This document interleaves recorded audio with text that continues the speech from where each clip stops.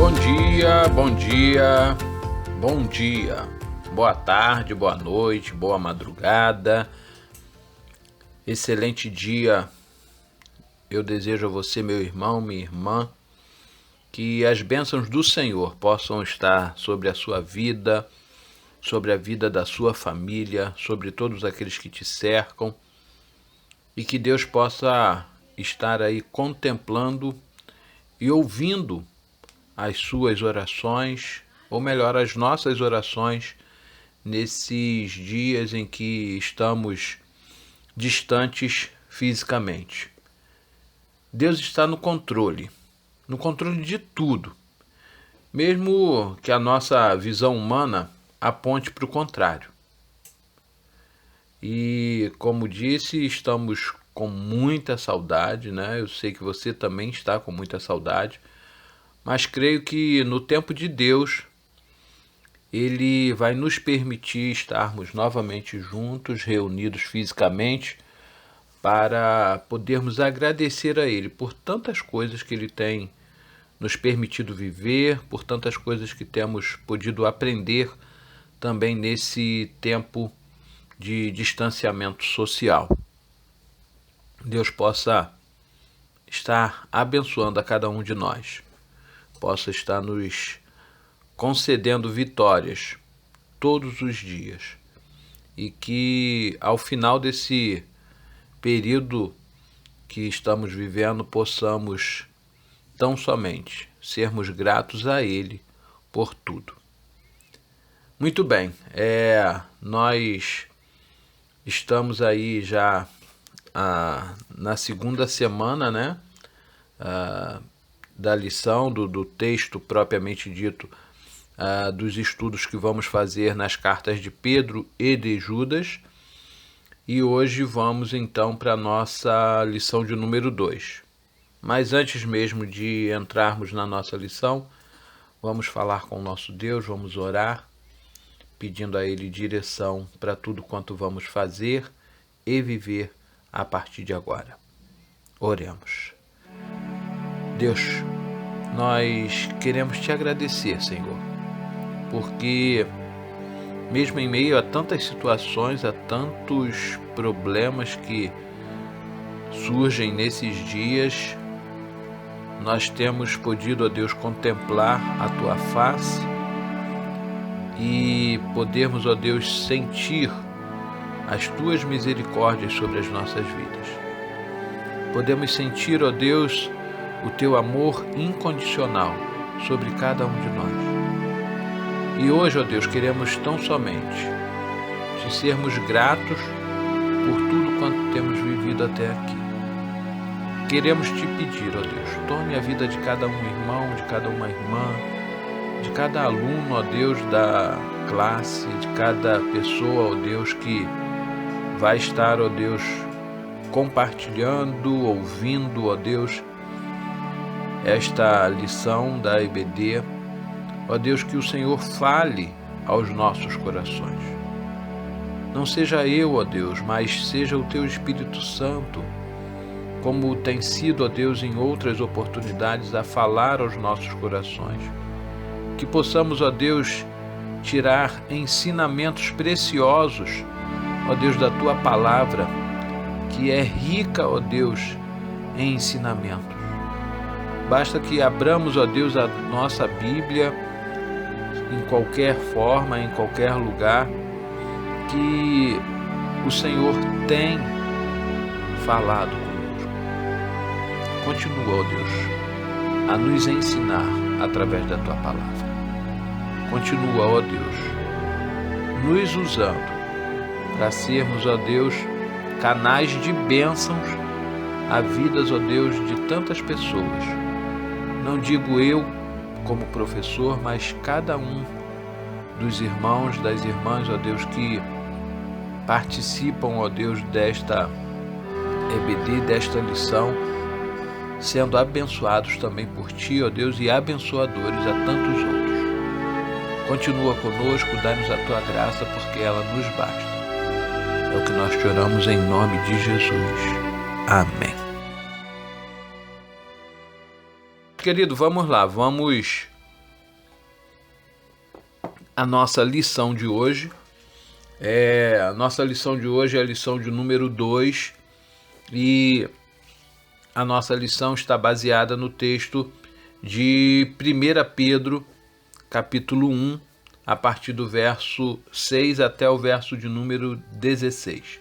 Semana passada estudamos um pouquinho, da introdução da carta, podemos ver um pouquinho mais a respeito também do autor, que é Pedro, e a partir de hoje, então, vamos seguir aí a partir do texto. Mas eu queria começar a lição de hoje perguntando a você o seguinte: para você, nos dias de hoje, é fácil ser cristão? É fácil? Você tira isso aí, como as pessoas dizem, você tira isso de letra? Como é que funciona aí para você? E eu queria te perguntar ainda o seguinte: você já pensou alguma vez em abandonar a sua fé? Ah, não, olha, eu vou deixar isso aqui de lado, vou abandonar essa fé porque não adianta de nada, não está me resolvendo de nada, ou talvez porque você se aborreceu com alguém, não sei, alguma coisa nesse sentido. Mas alguma vez você já pensou em abandonar a sua fé? Ou você já disse ou pensou, diante de algumas circunstâncias, de algumas situações, que você viveu ou que você vive, e aí você parar e começar a pensar assim: por que comigo? Por que justamente comigo? Tantas pessoas ao meu redor que essas coisas poderiam acontecer com elas porque talvez, no meu entendimento, elas merecem, ou porque elas não são como eu sou, bonzinho ou boazinha, e enfim. Você já parou para pensar algumas vezes, ou até mesmo declarar com a tua boca: por que comigo? E a gente hoje vai ver um pouquinho a respeito desse tema, sobre se é fácil ser cristão, se vale a pena realmente mantermos e termos fé, e por que também não acontece com outros e talvez algumas coisas acontecem com a gente. Mas eu queria, no início agora da nossa lição ainda, fazer aqui um resumo, comentar aqui algumas coisas a respeito da igreja primitiva e dos primeiros cristãos, não é? E fazer talvez essas perguntas que a gente fez aí para eles também, quem sabe. E aí eu queria dizer o seguinte: voltando lá à igreja primitiva ou ao período dos primeiros cristãos, em meio assim a tantas seitas e tantas religiões existentes lá no primeiro século depois de Cristo, surge então o cristianismo. Ele era visto por muitos e até pelas autoridades e os governantes da época, e até mesmo por muitos judeus, como mais uma seita ou como mais uma religião.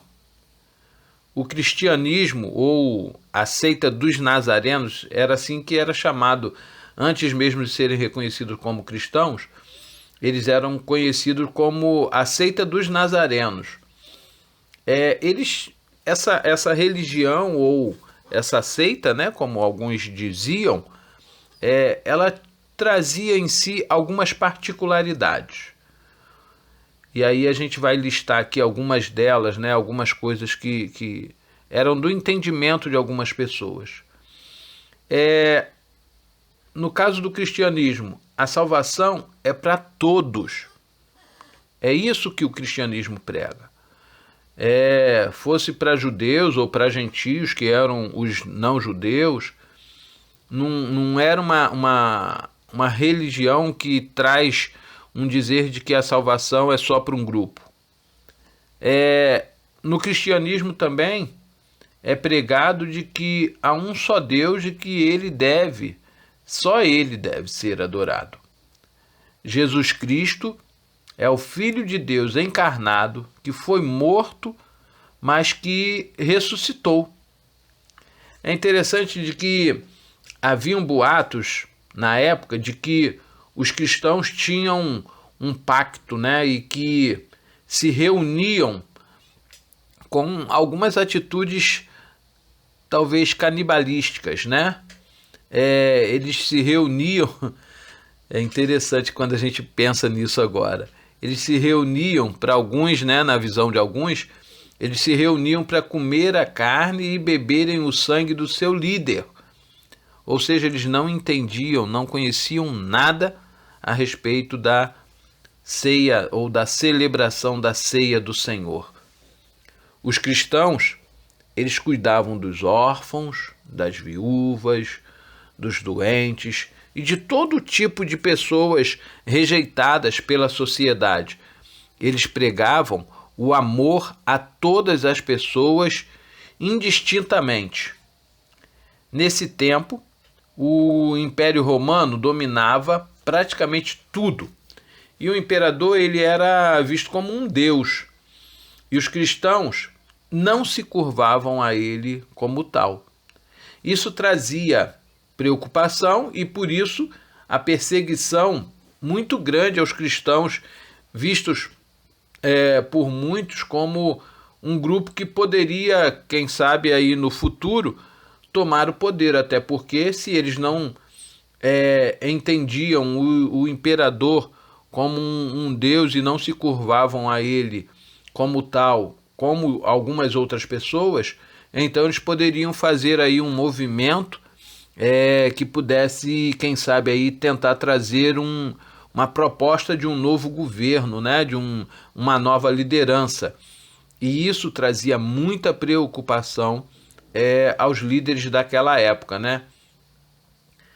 E esse, então, é um pouquinho do cenário, né, da época da carta que Pedro escreve e também de outros autores cristãos bíblicos. E estas cartas foram escritas com o objetivo de que eles não abandonassem e nem negassem a sua fé. E é muito bom nós termos esses escritos ainda nos nossos dias, não é? E graças a Deus por isso, porque podemos também, assim como aqueles nossos irmãos lá da igreja primitiva, termos uma palavra vinda do coração de Deus diretamente ao nosso coração para nos orientar, para nos ensinar a respeito daquilo que precisamos fazer e de como devemos viver, né, em meio a tantas situações. E no dia de hoje, então, né, no texto de hoje, Pedro vai trazer para nós aí algumas informações. O nosso tema principal de hoje é as provações, não é? Sobre como enfrentá-las, como viver. Enfim, Pedro vai trazer para nós aqui algumas informações a esse respeito. Inclusive, o título, né, da nossa lição de hoje vai falar um pouquinho também sobre isso, né? O título da nossa lição de hoje diz: A dura experiência das provações. Mas eu gostaria de não usar esse tema ou esse título e mais dizer o seguinte: alegrias e certezas em meio às provações. Mas é muito importante que a gente pense, né, e que a gente tente, quando vemos esses escritos de Pedro e de Paulo e de outros autores, tendo como fundo o cenário daquela época, não é? Porque às vezes, como lá no início a gente falou, né, e como eu perguntei a você sobre se é fácil ser cristão no dia de hoje. E aí, dependendo da sua resposta, talvez você possa estar dizendo, hoje é fácil sim ser cristão, poxa, é muito simples, é muito, né, a gente não tem perseguição, é aberta, né, a gente não tem, mas por isso é importante a gente se remeter um pouquinho àquela época, ao cenário daquela época. Mas vamos então ao nosso texto de hoje, né? 1 Pedro, capítulo de número 1, a partir do verso de número 6. Mas eu queria ainda trazer para nós aqui, antes mesmo de lermos a partir do 6, eu queria ler a partir do verso de número 3. E aí depois eu vou explicar a vocês por que eu estou querendo ler a partir do verso de número 3. O verso de número 3 vai nos dizer o seguinte: Bendito seja o Deus e Pai de nosso Senhor Jesus Cristo, que segundo a sua grande misericórdia nos regenerou para uma viva esperança mediante a ressurreição de Jesus Cristo dentre os mortos.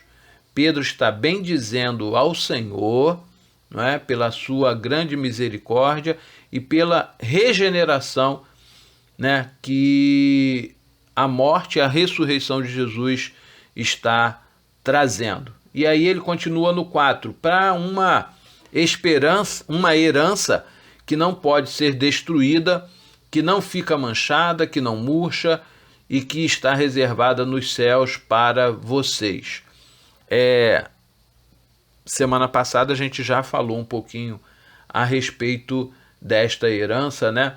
E Pedro ainda vai continuar no verso 5, que são guardados pelo poder de Deus mediante a fé para a salvação preparada para ser revelada no último tempo. E aí, agora então no verso de número 6, ele diz: Nisso vocês exultam. Nisso vocês exultam. Embora no presente, por breve tempo, se necessário, sejam contristados por várias provações. Pedro aqui, na verdade, ele está, nesse início, fazendo uma ligação com os versos anteriores, né? Com o verso 3 em diante. Quando ele usa esse termo, nisso, né? Ele está, então, fazendo uma conexão, né? Uma ligação com o verso de número 3 em diante, 3, 4 e 5, quando Pedro então vai falar dessa regeneração, de todas essas coisas que ele falou lá nos versos 3, 4 e 5 a respeito da salvação, a respeito dessa graça maravilhosa. E aí, agora então no verso 6 ele diz o seguinte: Nisso vocês exultam, embora no presente, por breve tempo, se necessário, sejam contristados por várias provações. Pedro está, então, alertando que, apesar de termos a certeza da salvação, apesar de sermos pessoas regeneradas, apesar de sermos pessoas que agora cremos num Senhor, num Salvador, num Deus amoroso, num Deus que não faz acepção de pessoas, nós, mesmo assim, vamos passar por situações, por provações, para que isso tem um motivo de acontecer.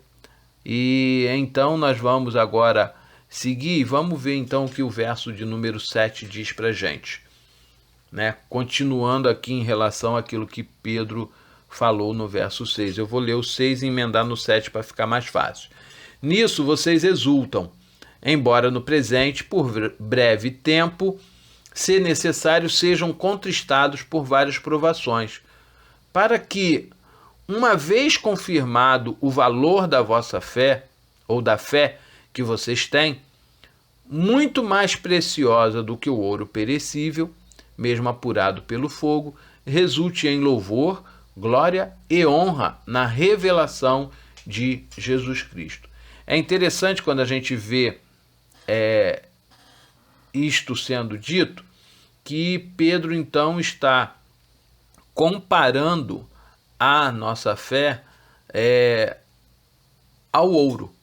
A gente sabe de que o ouro, ele, ainda que muito valioso, ele tem menor valor do que a nossa fé.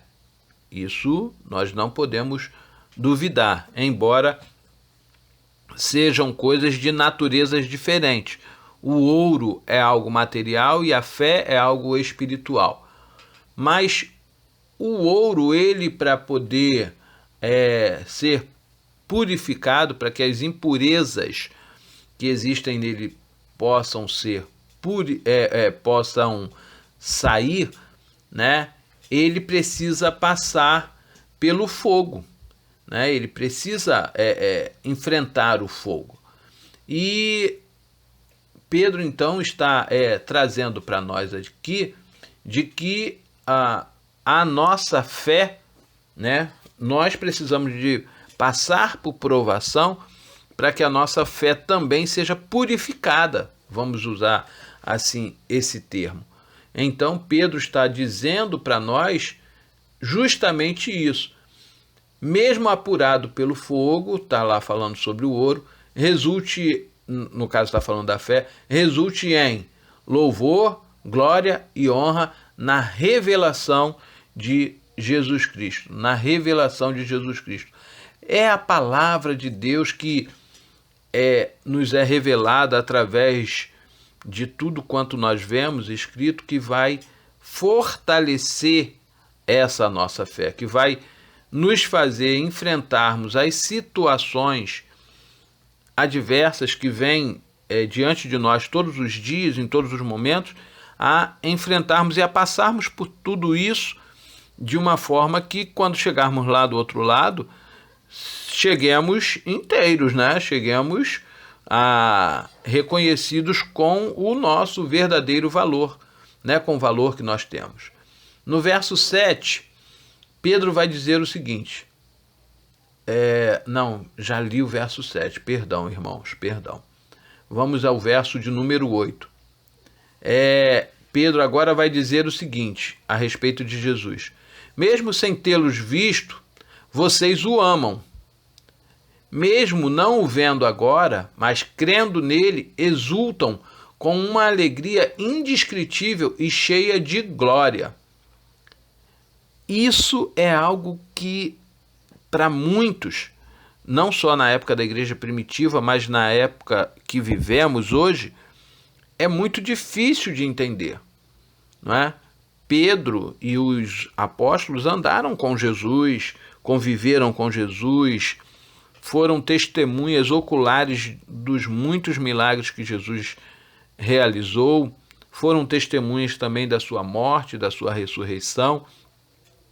Mas nós e alguns desses da igreja primitiva não tiveram esse privilégio, não viveram isto, né? Então Pedro está dizendo, mesmo sem tê-lo visto, vocês o amam. Mesmo não vendo agora, mas crendo nele, exultam com uma alegria indescritível e cheia de glória. E não é isso também que acontece conosco? Nós não temos essa alegria indescritível e cheia de glória, mesmo não tendo visto a Jesus.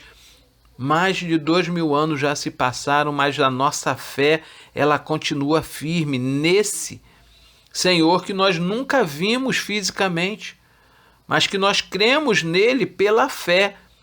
E aí é ele quem, em meio a essas provações, em meio a essas situações, vai nos ajudar a enfrentarmos, a vencermos essas lutas, essas provações, porque às vezes, como eu falei lá bem no início, às vezes a gente começa a dizer assim, por que comigo? Por que não acontece com fulano? Por que justamente eu tenho que passar por essa situação?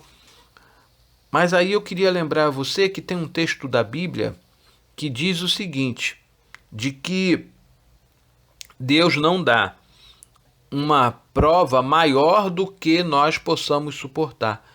tudo isso que você está vivendo, todas essas provações, todas essas situações que você está vivendo e que eu também estou vivendo, que muitos estão vivendo como cristãos, ela é dada a nós porque Deus sabe qual é o nosso limite. Ele conhece o nosso limite. Mas, assim como o ouro, né, como Pedro já nos falou aqui, a nossa fé precisa ser provada. A nossa fé precisa ser provada. E é interessante que Pedro vai fazer uma ligação entre o verso de número 8 e o verso de número 9, quando ele diz o seguinte, lá vamos ver de novo o verso 8, mesmo sem tê-lo visto, vocês o amam. Mesmo não o vendo agora, mas crendo nele, exultam com uma alegria indescritível e cheia de glória, obtendo o que no verso 9? Obtendo o alvo dessa fé, a salvação da alma. Ou seja, tudo isso que nós passamos, todas essas situações, as perseguições que os primeiros cristãos sofreram, as situações que nós vivemos nos nossos dias, tudo isso faz com que a nossa fé tenha tão somente um objetivo, que é o quê? A salvação da nossa alma. Nós cremos de que Jesus morreu e ressuscitou para que nós pudéssemos ser salvos. E como Pedro já falou bem lá, né, no verso de número 3 em diante, a respeito dessa herança maravilhosa que nos está separada, preparada, que não é corruptível, que não é contaminável, que não é uma herança como uma herança material, mas sim uma herança espiritual, que é a salvação da nossa vida, da nossa alma, não é? Quando nós tivermos Jesus Cristo voltando dos céus. E Pedro vai continuar nos trazendo ainda, a partir do verso de número 10, algumas informações aqui interessantes. E aí ele vai dizer o seguinte no verso de número 10. Foi a respeito desta salvação que os profetas indagaram e investigaram. Eles profetizaram a respeito da graça destinada a vocês. Os profetas, e Pedro aqui está se referindo então aos nossos irmãos do Antigo Testamento, né? Os profetas, foi a respeito dessa graça destinada a nós, e eles, na verdade, eles investigaram, eles indagaram lá atrás no passado, justamente porque quando eles profetizam, eles não profetizam a respeito deles, né? Eles profetizam a respeito desta graça ou deste favor imerecido que é destinado a nós. Nós não merecíamos nada. Nós éramos pecadores, ou melhor, somos pecadores, né? Mas nós não merecemos nada. Tudo que nós temos é pela graça de Deus, pelo seu favor imerecido. E foi a respeito disso que os profetas falaram, né? Quando eles anunciaram a vinda de Jesus, quando eles falaram a respeito desse Messias que haveria de vir e que iria morrer e que iria padecer pelos nossos pecados, eles estavam falando isso a respeito de nós e não a respeito necessariamente do seu tempo. E aí no verso 11 ainda diz o seguinte: investigando qual a ocasião ou quais as circunstâncias oportunas que eram indicadas pelo Espírito de Cristo, que neles estava ao predizer os sofrimentos que Cristo teria de suportar e as glórias que viriam depois desses sofrimentos. E aí, até fazendo aqui uma ligação em relação a isto, eu queria dizer o seguinte: assim como Cristo, né, passou por muitos sofrimentos, porque quando a gente começa a ler a Bíblia e quando a gente vê o sofrimento de Jesus em meio a tantas situações, né? Quando ele fora traído, quando ele foi preso, quando ele foi crucificado, quando ele recebeu uma coroa de espinhos, quando feriram a ele, né, com uma lança. Tudo isso que Jesus padeceu não é sequer comparado à glória que ele vive hoje junto ao Pai. E aí nós podemos fazer uma ligação, uma analogia a tudo isso também, em de que podemos dizer de que todas as situações, todos os problemas que você enfrenta, que eu enfrento, todas as situações que os primeiros cristãos viveram, todas essas provações, essas situações, elas não são comparadas, elas não podem ser comparadas à glória que nós vamos receber quando tivermos o nosso encontro com Cristo. Tudo isso vai passar um dia. E todo esse sofrimento ele vai passar e ele sequer vai ficar no nosso pensamento, porque a glória que nós vamos ter, né?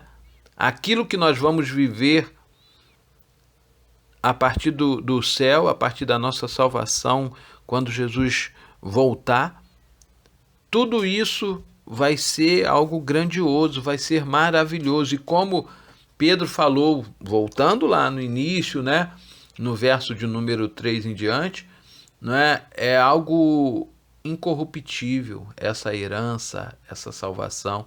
E aí a gente começa, então, humanamente falando, a imaginar, né,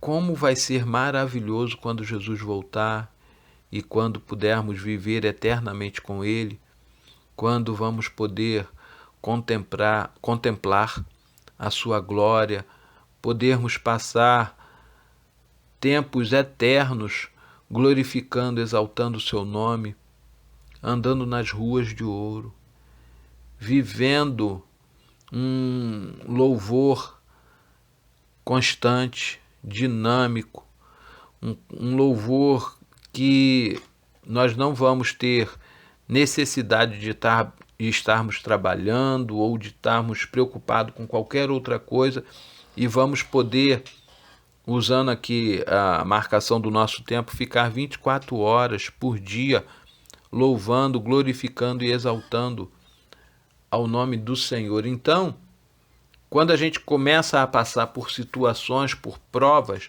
o que deve estar na nossa mente não é o que nós estamos vivendo, mas sim o que nós vamos viver depois que tudo isso passar.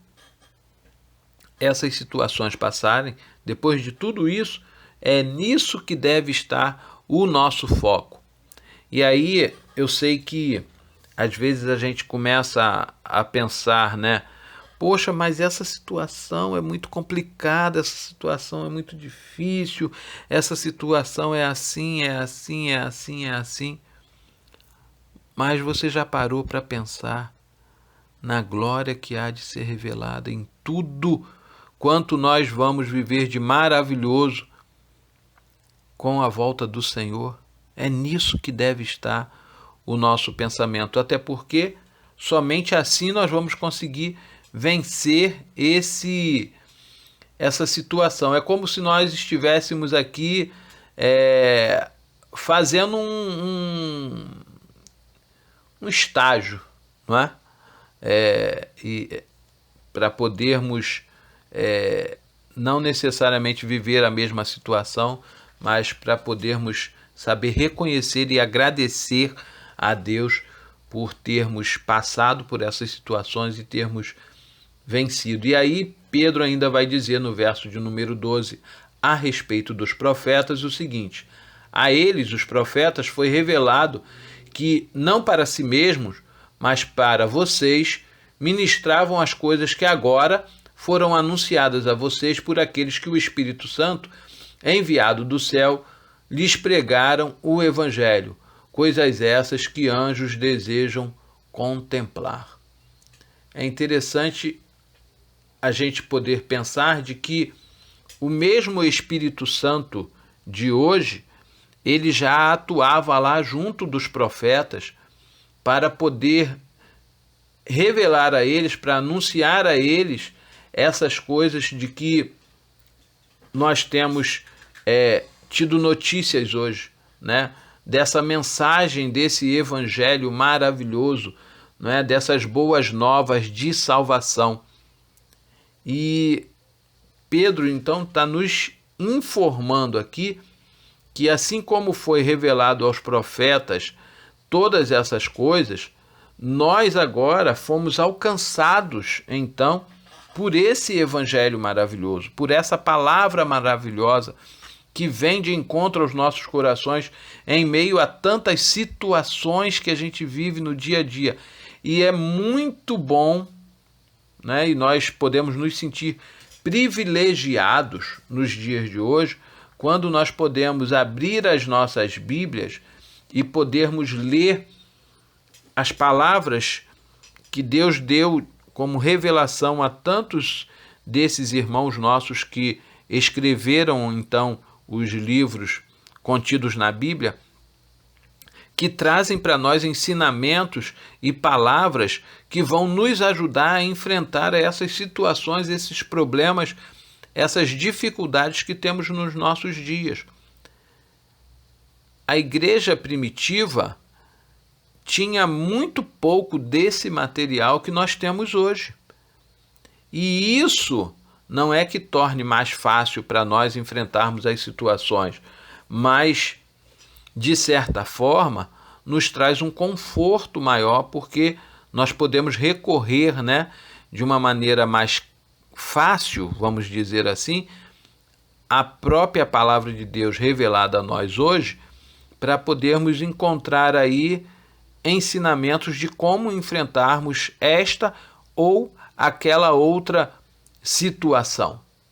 E aí vamos então agora no verso de número 13, que diz o seguinte: por isso, preparando o seu entendimento, sejam sóbrios e esperem inteiramente na graça que lhes está sendo trazida na revelação de Jesus Cristo, não é?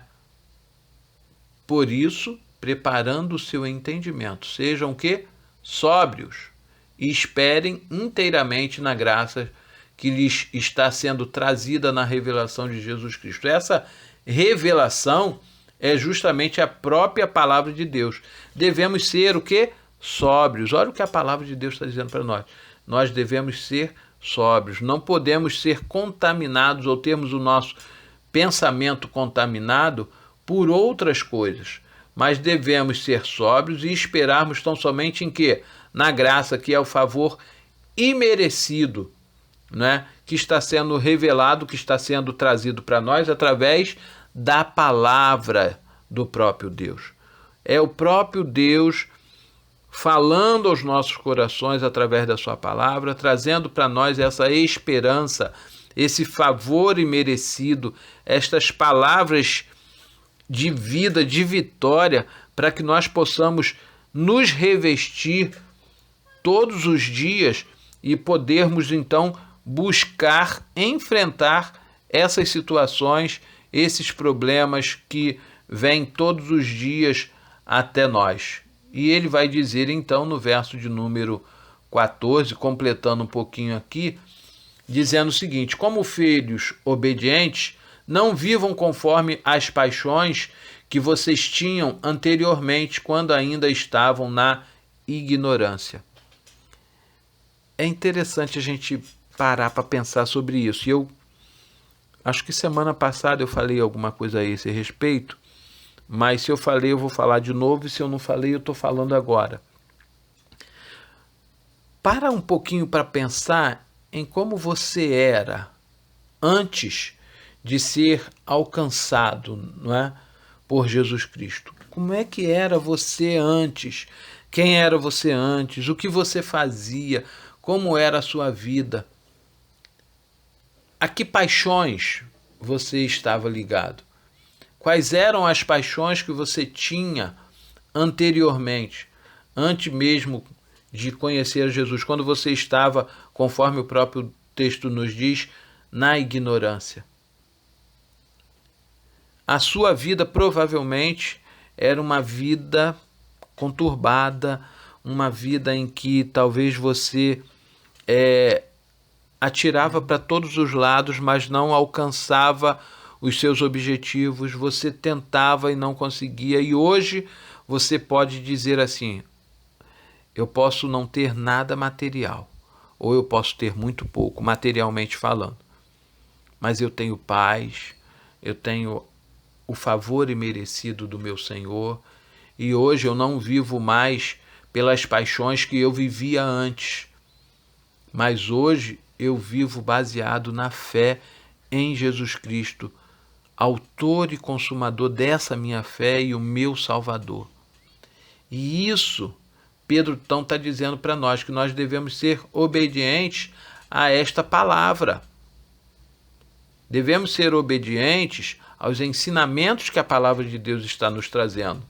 Porque quando nós somos obedientes à palavra de Deus, quando nós somos obedientes àquilo que a palavra de Deus está nos ensinando, a tendência de nós superarmos as situações e os problemas mais rapidamente são muito maiores. Muito maiores. E aí ele diz o seguinte ainda no verso de número 15. Vamos ler os dois, o 14 e o 15. 14. Como filhos obedientes, não vivam conforme as paixões que vocês tinham anteriormente, quando ainda estavam na ignorância. Pelo contrário, assim como é santo aquele que os chamou, sejam santos vocês também em tudo o que fizerem.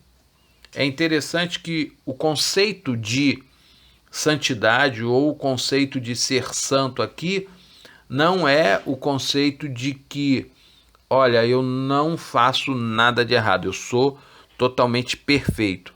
Mas não, Pedro está dizendo o seguinte: assim como é santo aquele que vos chamou, sejam santos vocês também em tudo o que fizerem. Ou seja, em tudo o que eu vou fazer, eu tenho que ter a mente santa. Eu tenho que pensar de que isso que eu vou fazer tem que ser para a glória de Deus. Tem que ser para a glorificação do nome de Deus. Tem que ser para a exaltação do meu Senhor, do meu Criador. É nisso que eu tenho que pensar. Em tudo que eu fizer, eu tenho que ter uma mente santa. Lembra lá da escadinha, né? A gente sabe, né, que a santificação é algo que é um processo que nós buscamos todos os dias. Erramos, falhamos, pecamos, fazemos muitas coisas realmente erradas. Mas nós erramos hoje e daqui a alguns instantes nós, já através do Espírito Santo, sentimos que aquilo que nós fizemos estava errado. E aí vem o sentimento de quê? De arrependimento. E nos arrependemos daquele nosso ato, daquela nossa ação. E então, opa, peraí, eu desci um degrau aqui por conta disso que eu fiz, mas eu já estou subindo de novo, eu já estou me fortalecendo de novo, eu já estou voltando de novo ao ponto de onde eu estava, porque eu quero alcançar, então, a santidade. Eu quero alcançar, eu quero ser santo realmente. Sei que somente vou alcançar a glorificação lá no céu. Mas enquanto eu vivo aqui, eu tenho que ter um proceder, né? Tenho que ter uma vida de santo. Santo no sentido de que, mesmo pecador, eu vou buscar em todo o tempo viver uma vida de santidade, uma vida em que eu vou buscar fazer a vontade de Deus em todas as coisas. E aí a gente começa a pensar a respeito dessas situações, né? Das provações que a gente passa e das situações que a gente vive, e às vezes e eu acho que isso acontece com muita gente, talvez não aqui, né? como a gente diz, mas lá naquele outro país, a gente às vezes fala assim: ah, mas é porque você não sabe o que eu estou vivendo, você não sabe o que eu estou passando. Mas eu não preciso saber. Eu não preciso conhecer o que você está passando. Porque aquele que pode fazer algo para mudar a sua situação, para fazer com que essa situação termine, ele já tem conhecimento. Porque ele é onipresente, onisciente. Ele sabe de todas as coisas. O nosso Deus, ele sabe de todas as coisas e ele sabe o que você está passando. E assim como Pedro ainda falou para a gente, o ouro, ele é purificado, né, no fogo durante um determinado período, o tempo não é nosso, mas o tempo é de Deus. E a própria Bíblia vai dizer para nós, em Eclesiastes 3, de que há um tempo determinado por Deus para todas as coisas.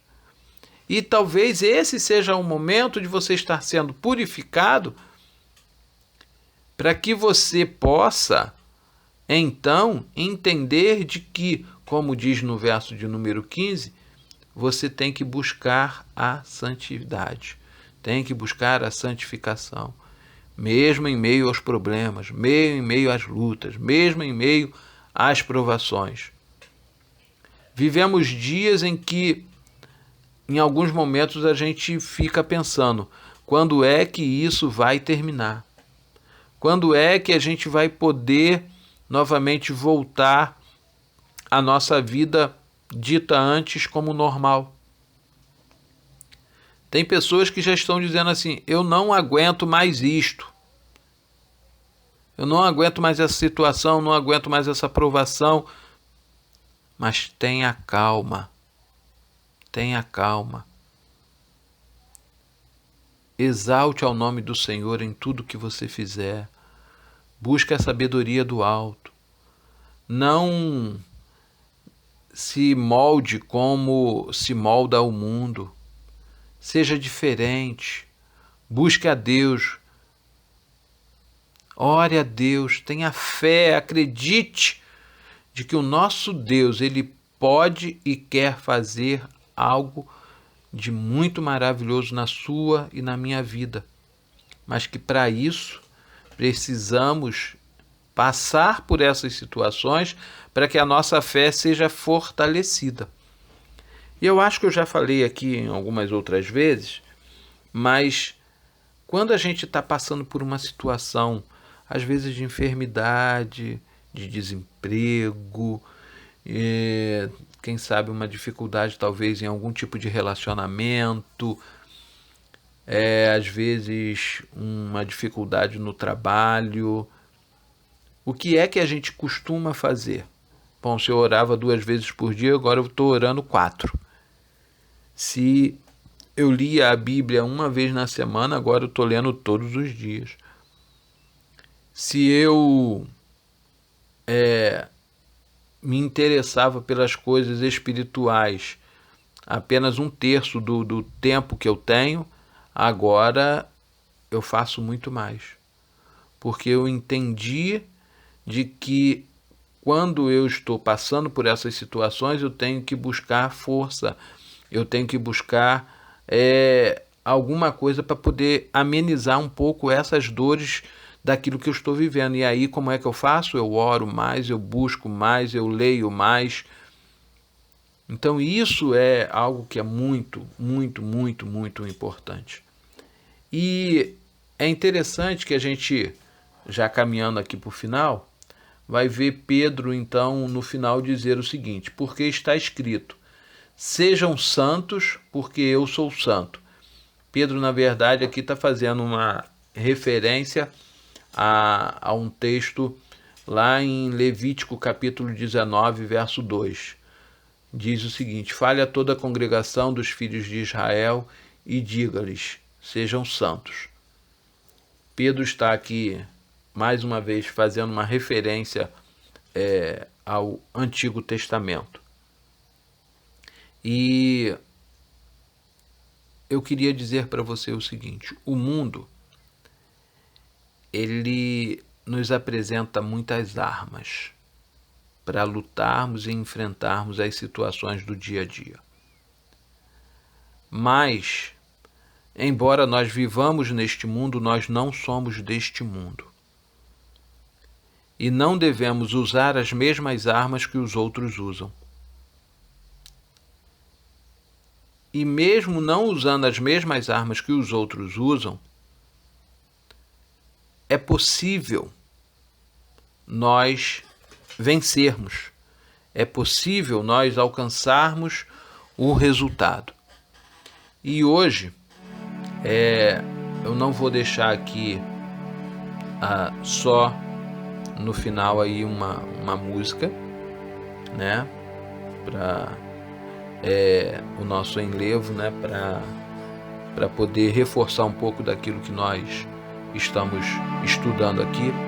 Mas eu queria, baseado até nessa minha última palavra agora, sugerir a você, se você ainda não assistiu, para que você assista ao filme chamado Até o Último Homem. É um filme que você encontra aí na internet.